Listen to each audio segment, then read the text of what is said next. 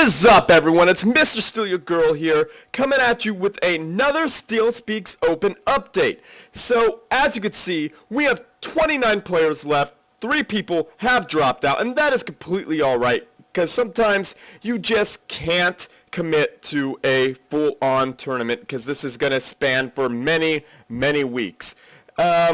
Hopefully the people know about the hardship rule that I have in place, where you could send me an email and tell me that you can't play some weeks at the time I'm asking you to. I will give you an extension if I approve it, of course. As you already heard in the last update, Alphahex has been approved. I believe week 2, 3, or 4. One of those 3, this person has been approved 2 weeks. 2 weeks leave to make up the 2 weeks that they will miss. So that is completely cool with me. Just let me know. So people playing Alphahex within those matches, please be patient. And if you have any questions, feel free to email me at StealSpeaks@gmail.com or hit me up at the StealSpeaks, what would you call that? The Steam group. So as you can see on my calendar right here in the bottom right hand screen, it is July 31st. So tomorrow for me in Pacific time, it will be the 1st of August when this tournament goes live. So at this time, if your time zone says it's August 1st, you are allowed to play despite the brackets not being open. Do you understand that? If your time zone says August 1st, despite what mine says, you could play. At least one player has to have the time zone of the time the matches are to be played. And if the other player agrees to playing, you could play a little bit early. Or a little bit late if one player's time zone is still, come on, that I don't need to say my name over and over again, still within the time of that whole week, if that makes any sense. If I'm not making any sense, feel free to email me with any discrepancies, with any questions about that. So let's take a look at who is still here. We got Telechrome. Thank you for staying. Nuclear Pizza, and I'll let you read it because that's 29 people, and I don't feel like butchering everyone's name, so check that out. So here are the brackets. Check that out. Unfortunately, Nuclear Pizza, Telechrome, and Nausea, you guys get a pass on the first match. So as far as I know, this is subject to change, so there it goes. If I change it and you've already played your match, that's too bad. You're going to have to replay it. Sorry about that. It's my tournament, my rules. So these 3 people get a pass for the first match. As far as right now, if 3 people were to sign up, that pass is no longer available to them and they have to play. So here they all are. Hopefully everyone is okay with who they are playing first. That's too bad if you're not. Sorry about that. It's just how the cookie crumbles with the StealSpeaks Open. So here are the rules. Be sure to read them. I have videos going over the rules. I have an update video. This update video will be placed right here. Here's a link to the StealSpeaks Steam group. Definitely join that if you have trouble communicating with your opponent for that week. Don't email me asking to get in touch with a person because I really can't. Because I don't have their emails. I don't have a way to contact them as of right now. So please be independent. Please be responsible and take care of that yourself. And if you have trouble finding the replays, here is a video on finding them. Here are the maps. So take a look at that. Be sure you have the right week. If you don't, you'll be asked to replay it or disqualified. Sorry about that. It's my tournament. This is how I'm playing it. So here are some rules that are extremely important to know. If you don't have the DLC, don't bother. cheating. Don't cheat. And you have to play. Where is this? The game speed has to be normal. Alright? It will always be normal. This is non-negotiable. And the game type will be assassination. That is also non-negotiable. But anyhow, I hope everybody enjoys the tournament, has a good time, has some GGs, send them to me so we could cast, make you a celebrity. But anyhow, feel free to watch the rest of the video as I will be casting a FFA. Thanks. And subscribe, like this video, and GG.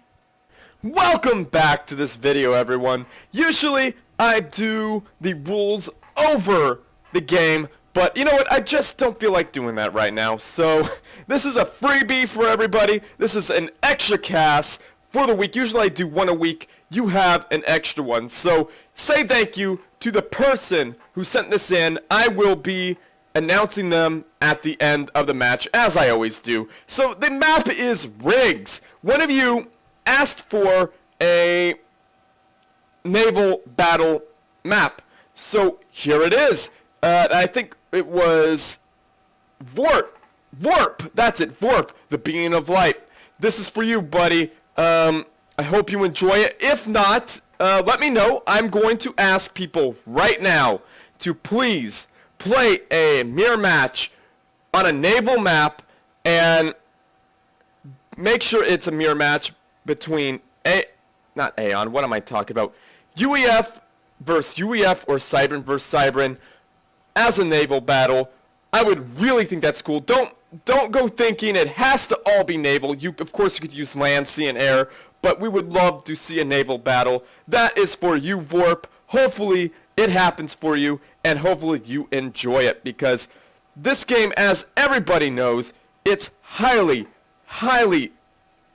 imbalanced in the naval field, where the UEF could just sub-spam all day and win out so early, and the Aeon could just tank spam you to death, and the poor Cybran have lots of trouble unless they get on land, and then they got pretty much a cheap, free, almost experimental unit just to rain terror on you if they are able to kite you.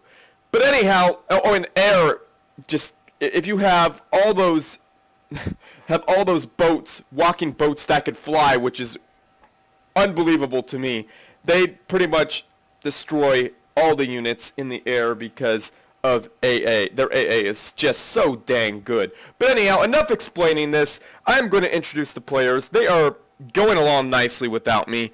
Right here, we got Bloodhound spawning in as the Orange Aeon, dropping down a whole lot of Yenzus. Check that out.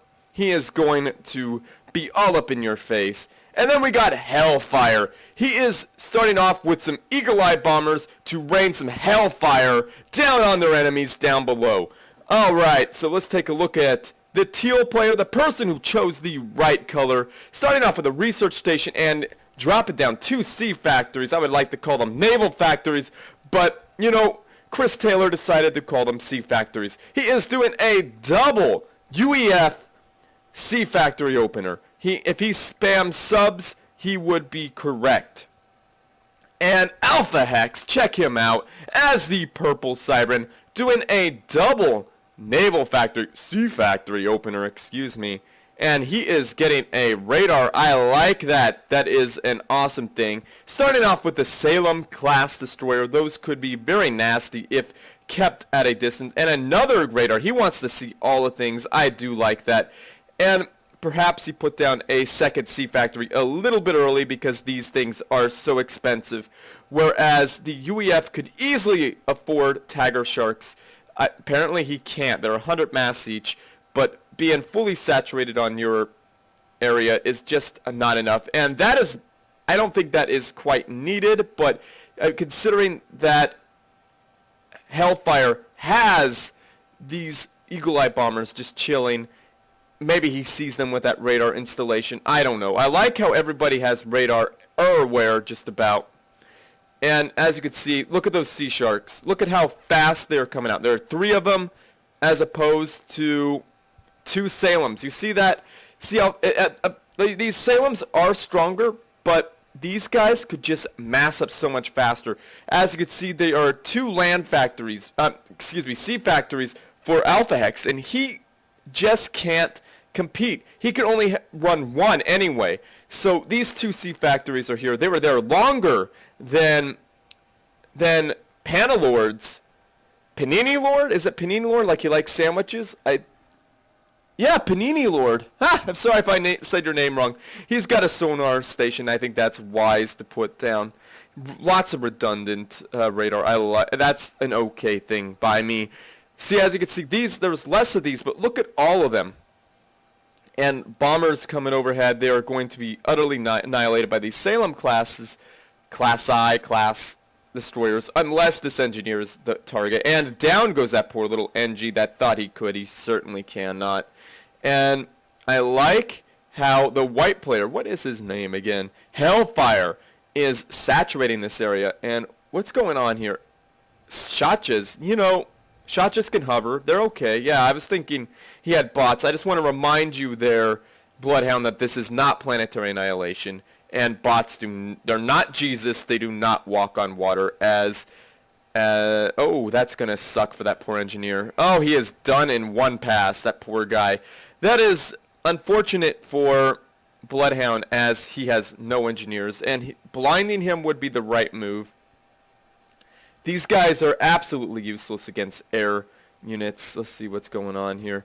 Yeah, but as I was saying, for some reason, what is that game called? Planetary Annihilation. Blinding him was the right move. Planetary Annihilation thinks that bots are Jesus and they are allowed to walk. Oh wait, they're underwater now. Never mind. I believe they're underwater. You know what? It's been a long time. I remember when the game first came out, they were Jesus bots. They were walking on water just like Jesus does. And I could not believe how ridiculous that was. That's my opinion on that matter. You know what? You may love the game. You may hate the game. I like Planetary Annihilation. It's hard for me to cast as the replays are constantly broken. That's my opinion. At least they're broken for me. And that is the right target for Hellfire. Raining Hellfire on that engineer. And Hellfire may want... Oh, nice! A 1 pass. That he has the critical mass of units there. And I don't know why Paninilord has these units here. He would really do better against Alphahex. Now, but back to the Jesus bots. Oh man, no engineers, no AA, except for that one guy right there. And I don't see why there's a need for a shield, but there is definitely a need for AA. I think poor little Paninilord is going to have to close his sandwich shop on the land and take it all to the sea. And there's the right move. A cruiser, if you could put that there, would do some major damage against those air units, because cruisers are so deadly. And walking boats, I think that is the strangest thing. If he was able to move up north better, he could cause some major pain to his opponent. And I like how there are some AA units here for Bloodhound. He really needs to spread them out, though. That would be awesome. And let's see the unit composition. He has not moved his units out at all. He really needs to consider attacking. But at this moment, these Salems have been left unmolested, and there's so many of them, they could do so much damage to those little land units. Now, I don't understand what these subs are doing. If these subs were used against the... this Paninilord sees that it's mostly air. I don't know why he's looking for land, because he could see the air everywhere. Now, there's got to be a naval battle. Right now, since the numbers are mostly even, I believe the Cybran has the advantage. But considering that the Tiger Sharps are so cheap, they could definitely outspam the Cybran. Now, see, this is really good with the Cybran's AA. They could wreck this. Now, surfacing them was a good move, but he needs to... Why is he just letting them stand there? Okay, that was an okay move there, making him go back underwater. Now he needs to stop spamming out these Mastodon cruisers. They are not good against Salem's. He really needs to start focusing on Tiger Sharks. And these are good to protect his base, but the Tiger Sharks really need to get in there and do damage against that Navy. Why are they right here? I have no idea. They really should be protecting his base. Now, cruisers are very good against the air, but there's so much air right there that I think these cruisers will get one past. I think maybe the Salem AA is actually a little bit better. I am unsure. I haven't tested that as far as now. Oh, but they got torpedo bombers, so Hellfire truly is raining down hell. He's got bombs and torpedoes. That is so unfortunate for those little guys right there. And what's that guy's name? Oh my goodness, why can't... Bloodhound is going hard with those 4 little Yenzus. I would really like to see them focus down, but his attention is probably elsewhere. But see, these bombers are going to make short work out of them since they are so close. And down goes most of them, as you can see. That was not the best place to put them. And oh no, he's got bots. He probably spent research on their AA. Oh yes, they got the AA. Let me take a... Oh, don't push him out of the way. That was so rude. Let's take a look at him. Yeah, they got the AA. As you can see on their back, there's the AA. And they're not Jesus bots. They can't go above or under the water. Like in... What's that game called? Like I said, in Planetary Annihilation, the Alpha and the Beta, and early in the Gamma, they were walking on water. Now, that's not enough AA to take out these AC-1 Terrors. And it's really unfortunate that Hellfire didn't get in there and wreck the air player early on, which could have easily happened. But seeing all that Navy freaked the Aeon player out, and he just kind of hung out there. Yeah, Paninilord is no longer allowed to have his sandwich shop on the outside or in the water or in the land, so he's going to have to close up shop permanently, as I believe Paninilord is going to be ejected from the game very, very quickly after all this AA is taken out. So he's just making him suffer. I believe Hellfire likes to rain Hellfire on Paninilord and just make him feel silly, as boom, down he goes. And unfortunately for Hellfire, one of those AC Terrors gets caught in the Commander Blast and taken out. That's super uncool, but I think it's kind of cool. Just saying. But anyhow, the Executioner class is now available, which is actually viable right now, considering that Paninilord has been ejected from the game and there are no subs to destroy this Navy here. So this Cybran player, Alphahex, got very, very, very lucky indeed that there are no naval players. And strangely enough, I feel Hellfire should have gone for a player that was more of a threat to him, because Navy isn't, like, he just didn't have the Navy to do a lot of damage. And there goes Bloodhound's units, and I don't see what they're going to do against this group of units. I like how he's got the shield. It's not going to be enough. Oh, yes, I like that booster there. Now, there's lots of AA here, I believe, but it's just not going to be enough, because once you get all those AC-1Ks, the AC-1Ks just kind of, they're really, really strong. And plus, all that veterancy is going to really help. And Bloodhound, really, really smart, hiding his ACU in the water there. I don't even think that Hellfire could see him. So, if he had teleport, he could teleport right by... Ah, good! That was a great move. Now, yeah, see, those AC-1Ks are so much faster. Now, these guys need to be spread out. These bots need to be spread out, as splash damage is a real problem. Spread them out, come on! Well, it's taken a really long time for those AC-1Ks to kill them, but there's just too many of them right now. Like, 2 more are sent in to reinforce this area. I do believe Bloodhound is in a lot of trouble. This leaves Alphahex free to walk his units. If he has jump jets, just jump jet right on there and wipe out everything, jump jet back to the sea. Or it doesn't even matter, actually.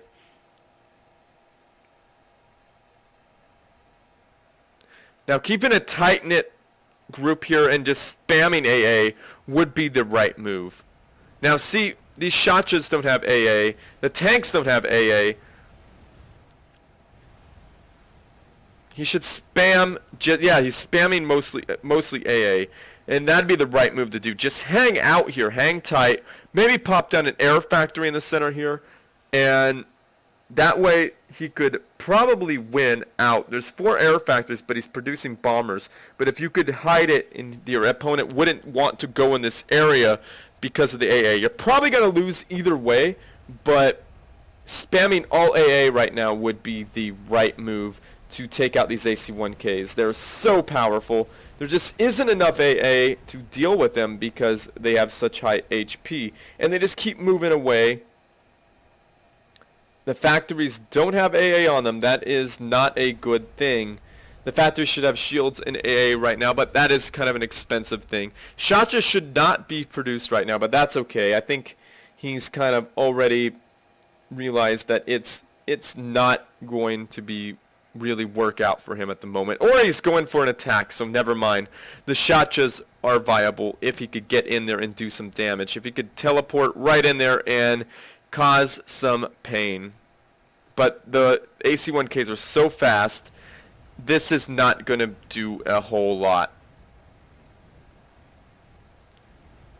Yeah, he's not going to be able to really do much, but he's going to at least take out one mass extractor. He focuses it down, but he's not. He's trying to move in. Those units were quickly taken out. So unfortunately for Bloodhound, the AC-1Ks are so absolutely powerful. Just so ridiculously powerful. But the Cybran Navy is able to attack at a distance, keep their AA units close. Now, there are so many Salem classes there. The Salem class destroyers have such good AA that these AC-1Ks do not want to get close. And I think even the battleships may have AA. Yes, they do. So this is a death ball. So Cybran are quite good against air. So as you can see, lots of air units just got totally annihilated. Bloodhound has shield on his ACU. I don't know why he would need that at the moment, but maybe he wants to walk his... Well, actually, he can't walk his commander underwater in this map, unfortunately. I really think that's kind of a mistake for the developers here to not allow that thing, but it may keep players from doing really annoying things like pushing units through and just jumping, like walking down here and just killing an enemy here. Now what is Hellfire is dropping down 2 sea factories. That is a good response to deal with these units right here.